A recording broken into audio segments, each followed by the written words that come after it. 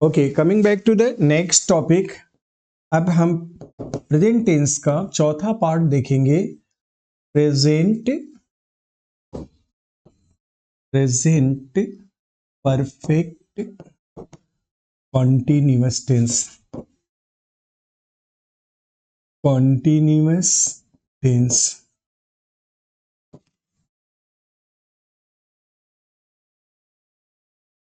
तो आप देखेंगे स्टूडेंट्स कि इसमें प्रेजेंट, परफेक्ट, कॉन्टिन्यूअस यानी कि तीन चीजें दिख रही हैं। एक तो वर्तमान काल की बात हो रही है, दूसरा वर्तमान में परफेक्शन की बात हो रही है, और तीसरा कुछ हद तक क्रिया का कंटिन्यूएशन भी दिखाएगा। ऐसे वाक्यों को हम कैसे डील करेंगे ये हमें सीखना है यहां पे। तो देखेंगे प्रेजेंट परफेक्ट कॉन्टिन्यूअस में आमतौर पे इसमें इसकी पहचान ये कहती है कि इसमें क्रिया के जारी होने का समय दिया रहता है। इसके लिए खास ध्यान देना होगा आपको, क्योंकि इस टेंस के वाक्य आमतौर पे कंफ्यूजन करते हैं। तो समय दिया रहता है प्लस रहा है, रही है, रहे हैं, ये भी दिया रहेगा अंत में। कार्य प्रारंभ होने का जो समय दिया रहता है, इस समय को आमतौर पे दो भागों में बांटा जाता है। ये से दिखाया जाता है और दो भागों में बांटा जाता है। इसको हम सिंस और फॉर से इंडिकेट करेंगे। आपको याद होगा कि जब मैंने प्रीपोजिशन पढ़ाया था, उस स्लाइड में आप देखेंगे उस वीडियो में कि मैंने प्रीपोजिशन सिंस, फॉर और फ्रॉम को संस्कृत भाषा से कनेक्ट करते हुए पढ़ाया था। प्रीपोजिशन का रोल भाषाओं में क्या होता है, अलग भाषा में क्या होता है, ये भी मैंने आपको बताया था। तो अब आप गौर करेंगे, सिंस निश्चित समय के लिए, यानी इसको हम ग्रामर की भाषा में पॉइंट ऑफ टाइम कहते हैं, और फॉर को पीरियड ऑफ टाइम कहते हैं। यह अनिश्चित समय होता है। समय को दो भागों में बांटा गया है। पहला जो पार्ट होता है ऑफर्मेटिव सेंटेंस होता है, और ऑफर्मेटिव सेंटेंस में आप देखेंगे जैसे मैं कहूं कि मैं एक माह से पढ़ा रहा हूं। ध्यान से देखेंगे आप, छोटा सा वाक्य है और इसमें देखेंगे मैं पढ़ा रहा हूं, यानी क्रिया कंटिन्यू है मेरे द्वारा पढ़ाने की, लेकिन कब से पढ़ा रहा हूं यह भी दिया हुआ है, यानी कि एक माह से।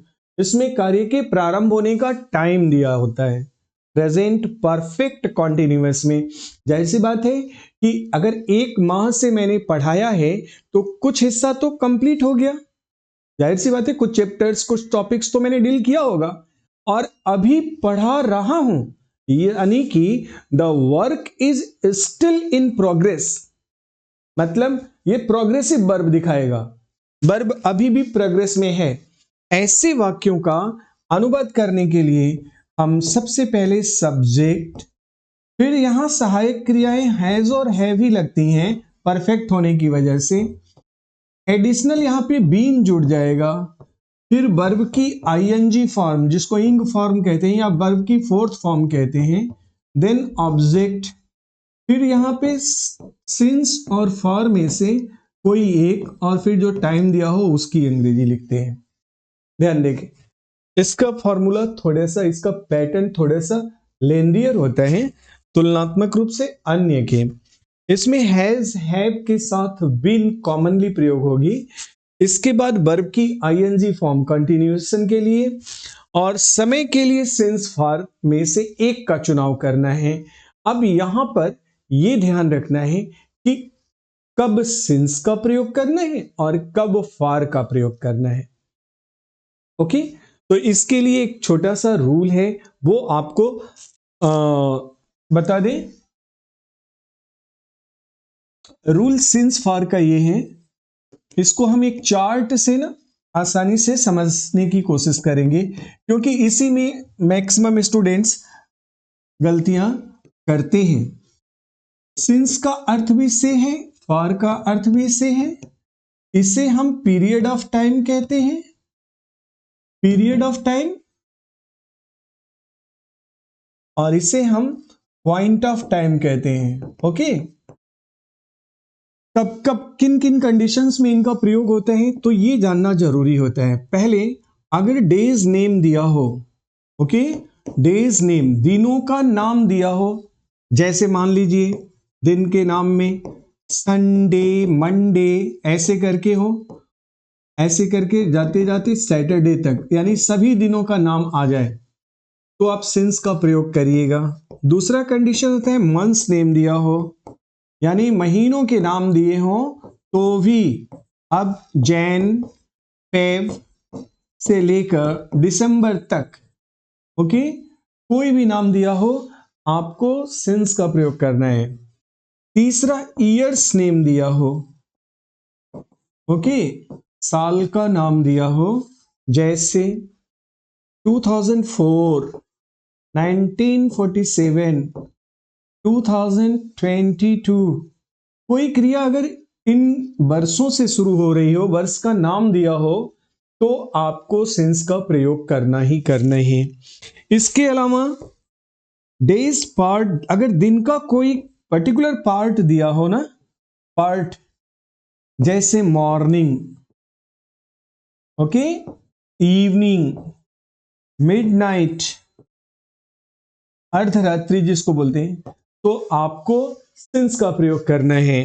पांचवी कंडीशन, अगर पर्टिकुलर स्पेसिफिक टाइम दिया हो, ओ क्लॉक का प्रयोग किया गया हो, बजे से, जैसे 4 बजे से, 8 बजे से, 10 बजे से, 12 बजे से, तो आप सिंस का प्रयोग करते हैं। दूसरी कंडीशन क्या है फॉर के लिए? फर्स्ट ये है कि ये कहता है कि डेज नंबर दिया हो, नाउ नो मोर नेम, यहां पे नंबर दिया हो न्यूमेरिकली, जैसे 2 दिन से, 10 दिन से, 15 दिन से, ऐसा कुछ दिया हो तो आप नंबर देने की वजह से आप फॉर का प्रयोग करेंगे। दूसरे नंबर पे हम कहते हैं कि मंथ्स नंबर दिया हो, ओके, महीनों की संख्या दिया हो, हम 3 माह से पढ़ा रहे हैं, वह 6 माह से दिल्ली में रह रही है, ऐसे हो, ठीक है। या फिर ईयर्स नंबर दिया हो, ईयर्स नंबर दिया हो, वही कहा मैंने 10 साल से, मेरे पिता 10 साल से मुंबई में रह रहे हैं, तो आपको फॉर का प्रयोग करना है। इन तीनों के अलावा एक कंडीशन और है जब आपको इसका प्रयोग करना है, वो कंडीशन है घंटा अथवा मिनट दिया हो, तब आपको इसका प्रयोग करना होता है। घंटा मिनट के लिए भी, जैसे मैं कहूं कि वो 1 घंटे से टहल रहा है, वो 20 मिनट से लर्न कर रही है, ऐसा कुछ भी हो तो इन कंडीशंस में you are to use since or for.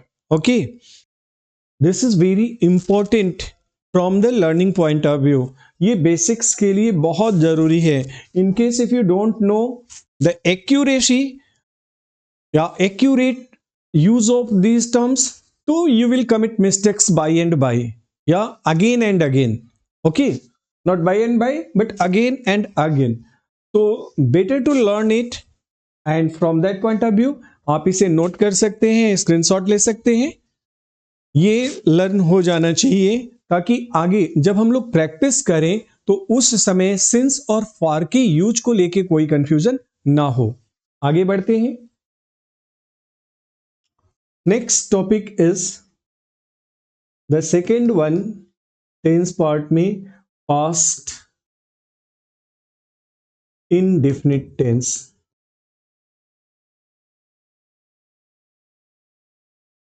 जो दूसरा टेंस होता है हमारा पास्ट टेंस, और उसका पहला पार्ट होगा इनडेफिनिट फॉर्म। क्या होता है पास्ट का इनडेफिनिट फॉर्म, क्या होता है? तो अब आप ध्यान रखेंगे, ये वो टेंस है जिसमें क्रिया का भूतकाल में अनिश्चित स्वरूप दिखाएगा। भूतकाल में अनिश्चित स्वरूप। ओके, क्या है भाई भूतकाल की अनिश्चितता, कैसे दिखाते हैं?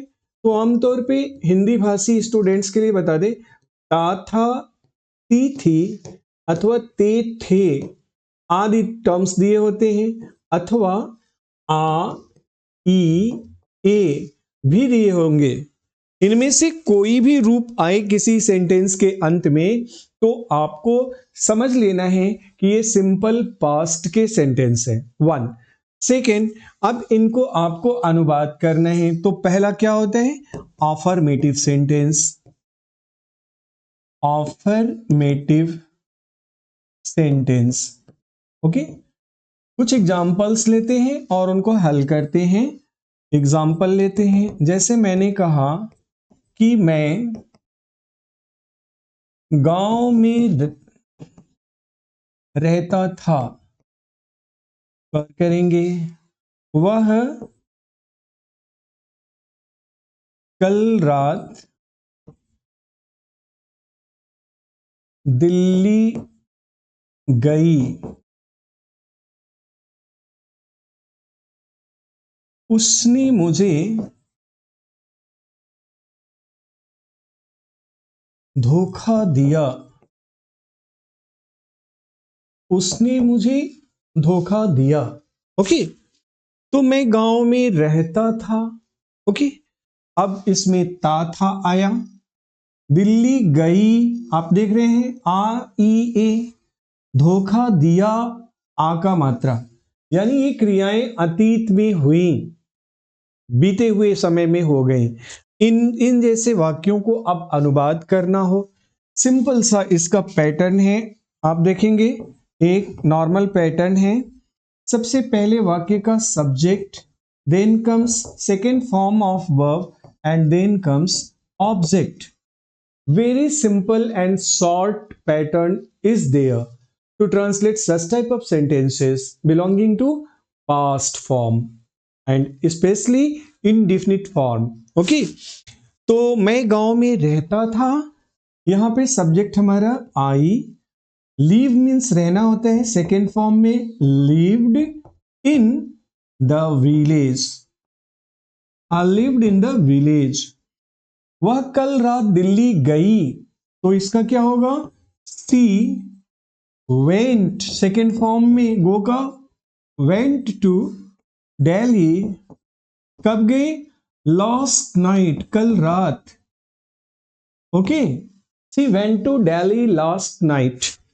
उसने मुझे धोखा दिया, तो she or he as per sense cheated me or deceived me, or especially if it is the matter of personal affairs or love, then you can use ditched.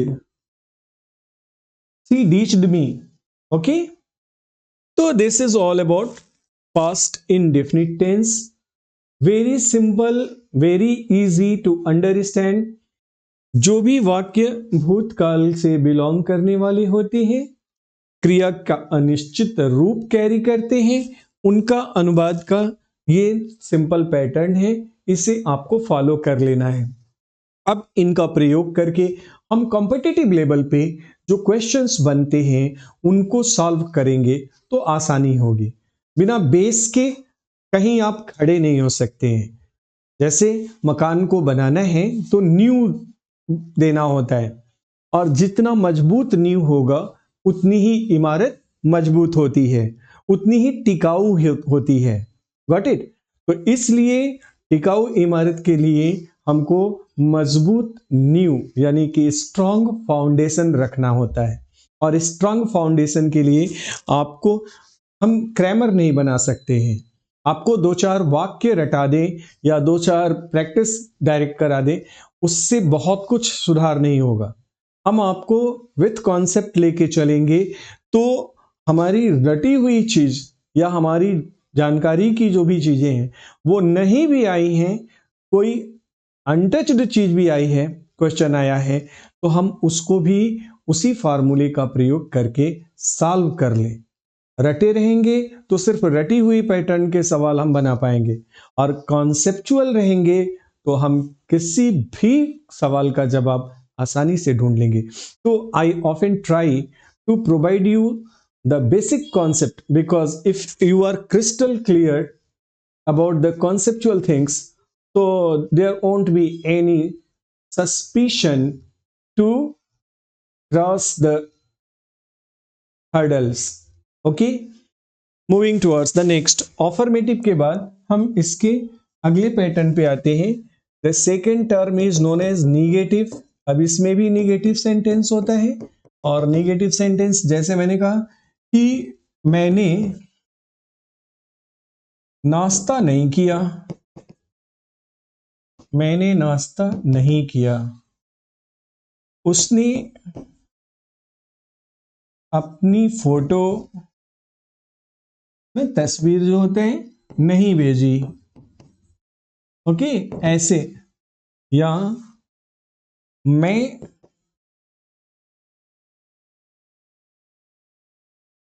Annu को नहीं जानता था, लाइक दिस। ओके, तो इस तरह के वाक्य हो, किस पैटर्न पे इनको आप ट्रांसलेट करोगे? बहुत ही सिंपल, सबसे पहले सब्जेक्ट लिखना है, इसके बाद डिडंट का प्रयोग करना है, ध्यान रखना है, didn't, did not, then comes verb and then comes object. ध्यान रखेंगे, अगर केवल मेन वर्ब लिखा है तो इसका मतलब हमारा वर्ब की फर्स्ट फॉर्म से होता है। ओके, वर्ब के 5 फॉर्म होते हैं ट्रांसलेशन के लिए, हम लोग पहले भी डिस्कस कर चुके हैं। तो अब इस पैटर्न पे चले। यहां एक और चीज है, कॉमन बात, सब्जेक्ट चाहे आपका सिंगुलर नंबर का हो या प्लूरल नंबर का, आपको verb, helping verb did not को ही प्रयोग करना है। अब यहां प्रेजेंट इंडेफिनिट की तरह 2 ऑप्शन नहीं है, वहां डज नॉट और डू नॉट हुआ करते थे, यहां सबके साथ सिर्फ डिड नॉट का प्रयोग करना है, और फिर मेन वर्ब की first form and finally object का प्रयोग करना है। ओके, देन मैंने नाश्ता नहीं किया, अब इसका क्या होगा आप खुद बताएं, आपके सामने फॉर्मूला है, आपको खुद ट्रांसलेट करना है। कैसे करेंगे? मैंने नाश्ता नहीं किया तो I didn't take breakfast, very simple, I didn't take breakfast, मैंने नाश्ता नहीं किया। आई डिडंट हैव ब्रेकफास्ट, मैंने नाश्ता नहीं किया। आप ऐसे भी जा सकते हैं, हाँ, लेकिन इसमें डू का प्रयोग नहीं करेंगे, ये फॉर्मल नहीं होता है। आई डिडंट डू ब्रेकफास्ट ऐसे नहीं बोलेंगे, इधर टेक का प्रयोग करें और हैव का प्रयोग करें। Is that clear? Coming to the next, उसने अपनी फोटो नहीं भेजी, तस्वीर नहीं भेजी, तो he didn't send his picture, he didn't send his picture. तीसरा है, मैं अनु को नहीं जानता था, आई डिडंट नो अनु, मैं अनु को नहीं जानता था, I didn't know Anu. Then coming to the next one, तीसरा टॉपिक होता है हमारा interrogative sentence. Interrogative sentence, okay, अब इसमें पैटर्न वही है, डिड इसमें है हेल्पिंग वर्ब, इसको पहले लिखते हैं, फिर सब्जेक्ट लिखेंगे, मेन वर्ब की फर्स्ट फॉर्म और ऑब्जेक्ट। ओके, ध्यान रखेंगे, यदि वाक्य की शुरुआत क्या से हुई है तो हम डिड का प्रयोग करेंगे। अगर कोई WH वर्ड आ जाता है वाक्य के बीच में तो उसका प्रयोग इस डिड से भी पहले कर लेते हैं।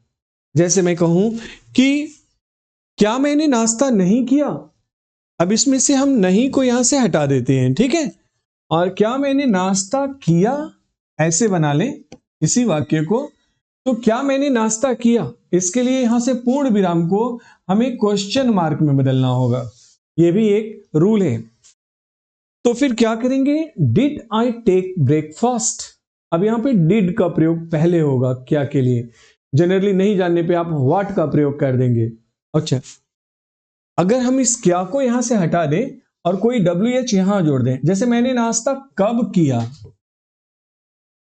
कहां किया, क्यों किया, कैसे किया, ऐसे ना, इनसे कब, कहां, क्यों, कैसे, ये WH फैमिली के मेंबर्स हैं, इनसे प्रश्न बनते हैं। तो अगर हमको इस तरह से क्वेश्चन करना हो तो फिर इस डिड के पहले इस WH को हमें खींच लेना है। जैसे हम कब से ले, तो when did I take breakfast. कहां से ले, मतलब मैंने नाश्ता कहां किया, तो where did I take breakfast. मैंने नाश्ता क्यों किया, why did I take breakfast. मैंने नाश्ता कैसे किया, तो how did I take breakfast. Is that clear? Now moving to the next. Interrogative के बाद अगला होता है interrogative negative. Interrogative negative sentence. अब इसमें क्या होता है कि इसमें आप डिड का प्रयोग करते हैं, सब्जेक्ट का करते हैं, लेकिन साथ में नॉट का भी प्रयोग करना होता है। ओके, अब आपको यहां ध्यान रखना है कि डिड और नॉट दोनों एक इंट्रोगेटिव है और एक निगेटिव है। ठीक है, बीच में हमारी एस आ जाती है।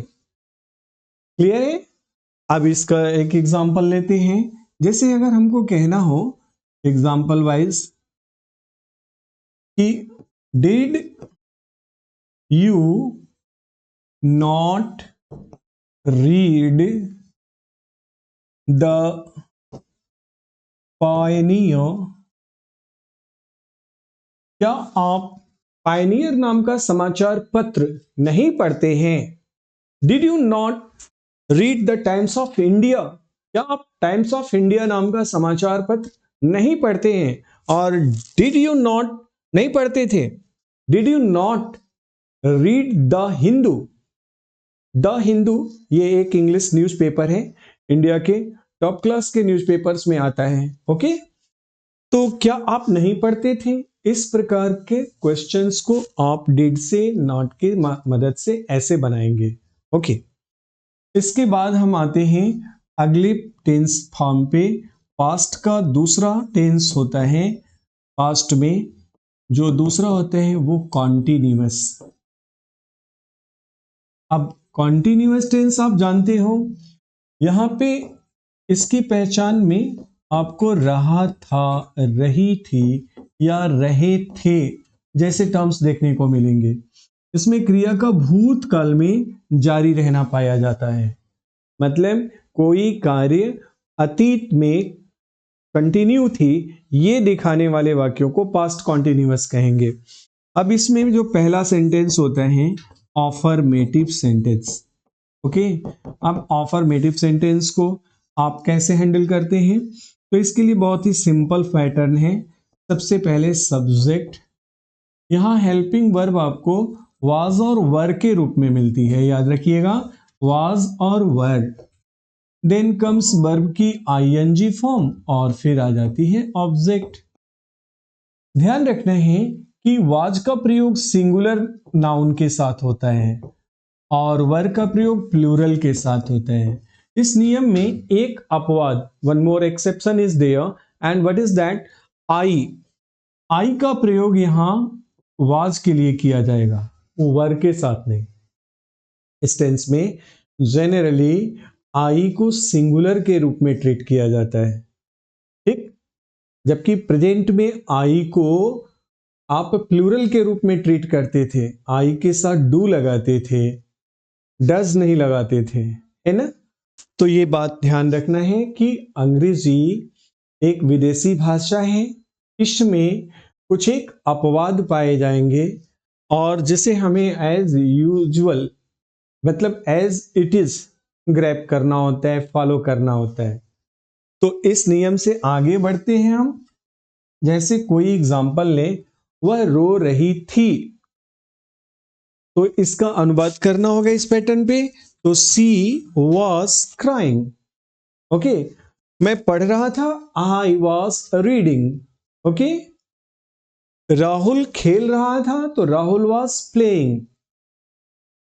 मेरी बहन टीवी देख रही थी, तो my sister was watching TV. Is that clear? अच्छा, अगर हम कहें कि वे लोग लड़ रहे थे, वे लोग लड़ रहे थे। तो they were fighting, they were fighting. Okay, हम लोग आपकी प्रतीक्षा कर रहे थे। तो we were waiting for you, we were waiting for you, this is. तो ये हो गया आपका अफर्मेटिव सेंटेंसेस का। दूसरा निगेटिव सेंटेंस, एक एक लाइन में वन लाइनर बना के मैं आपको बताते चलता हूं। अब इसमें निगेटिव में सब्जेक्ट यही रहेगा, वाज वर यही रहेंगे, यहां पे नॉट बढ़ जाएगा भैया। निगेटिव में हेल्पिंग वर्ब और मेन वर्ब, यानी वर्ब की दोनों बेटियों के बीच में नॉट स्टैंड करता है, बस ये ध्यान रखना है, ठीक है। जैसे मैं खाना नहीं खा रहा था तो I was not eating food, मैं आपको नहीं पढ़ा रहा था, I was not teaching you. वह किताब नहीं खरीद रहा था, he was not buying books. मेरा दोस्त फल नहीं बेच रहा था, तो my friend was not selling fruits. Clear, was were के बाद आपको नॉट का प्रयोग करना होता है। ओके, नेक्स्ट तीसरा होता है इंट्रोगेटिव सेंटेंस। इंट्रोगेटिव सेंटेंस, प्रश्नवाचक वाक्य। इसमें आपको सहायक क्रियाओं को, जो इस फैमिली की सहायक क्रिया है, वाज वर्ब को पहले रख लेना है, फिर सब्जेक्ट, वर्ब की फोर्थ फॉर्म, ऑब्जेक्ट और लास्ट में क्वेश्चन मार्क नहीं भूलिएगा। यदि वाक्य में क्या से शुरुआत हुई है तो सहायक क्रिया वाज और वर्ब को according to the use of subject पहले लिखेंगे, ठीक है। जैसे मैंने कहा कि क्या वह झूठ बोल रही थी, क्या वह झूठ बोल रही थी, तो वाज सी टेलिंग अ लाई। क्या प्रधानमंत्री जनता को संबोधित कर रहे थे, was the prime minister addressing the public. Is that clear. ऐसे वाक्यों का अनुवाद हम वाज वर्ब के प्रयोग के साथ करते हैं। चौथे नंबर पे आता है the last one is interrogative negative. Interrogative negative, अब इसमें क्या होता है, सहायक क्रिया वाज वर्ब पहले से ही है, सब्जेक्ट भी है, चूंकि निगेटिव है इसलिए यहां सब्जेक्ट के बाद नॉट को एड ऑन कर लेना है, बाकी वर्ब और ऑब्जेक्ट वैसे ही रहती है। ओके, वाज वर्ब के बाद नॉट, सब्जेक्ट के बाद नॉट को बढ़ा लेना है। एक कॉमन आपको ट्रिक बता दे कि जब कभी अफर्मेटिव से निगेटिव सेंटेंस में बदलना हो तो हेल्पिंग वर्ब के बाद नॉट लाते हैं। ओके, अफर्मेटिव से निगेटिव में बदलना हो तो हेल्पिंग वर्ब के बाद नॉट लाते हैं, लेकिन यदि इंट्रोगेटिव से निगेटिव में बदलना हो, यानी कि इंट्रोगेटिव निगेटिव में बनाना हो, तो सब्जेक्ट के बाद नॉट आता है। बस ये याद रखिए, टेंस कोई भी हो, यानी 3 टेंस हैं, 12 पार्ट है, तो उन 12 के 12 में ये नियम आपका अप्लाई होता है, ये ध्यान रखना है। Okay, that's it, that's all about the past tense. हमने 12 पार्ट में से 6 का एक्सप्लेनेशन यहां तक आपको कंप्लीट कर दिया। ओके, अब इसके आगे का हम अगले वीडियो में आपको शेयर करते हैं। तब तक के लिए गुड डे।